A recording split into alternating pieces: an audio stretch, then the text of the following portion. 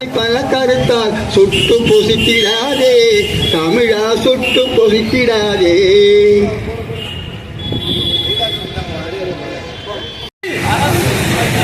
செம்மை அழகா பிறப்பே ஒக்கும் உறவே என்றும் பிறப்புரளை மேடையில் பிறப்புரளை தேசிய நூலாய்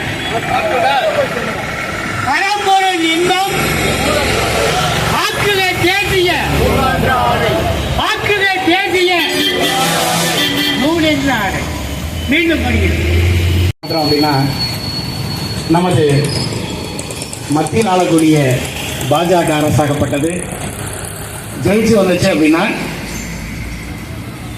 திருக்குறளை தேசிய நூலாக மாத்திரன்னு சொல்லியிருந்தாங்க. ஆனால் இதுவரைக்கும் அதுக்கு உண்டான எந்த ஒரு நடவடிக்கையுமே எடுக்கலை. ஒரு விஷயம். ரெண்டாவது பார்த்தீங்கன்னா நம்ம தாய்மொழியாம் தமிழை செம்மொழியாக அறிவிச்சிருக்கிறாங்க. இதை ஆட்சி மொழிக்கு கொண்டு வரணும்.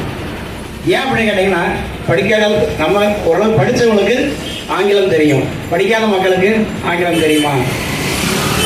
நம்ம தமிழ்நாடு தமிழர், நாம் தமிழன் அப்படின்ற பட்சத்தில் நம்முடைய ஆட்சி மொழி தமிழாக தான் இருக்கணும் அப்படின்றது எங்களுடைய மிகப்பெரிய கோரிக்கை. ஒன்று இல்லை, அறம் பொருள் இன்பம் என்ற 3 கருத்துக்களும் ஒருவன் மனிதராக வாழ வேண்டும் என்றால் ஒரு குறளை பின்பற்றினாலே போதும்.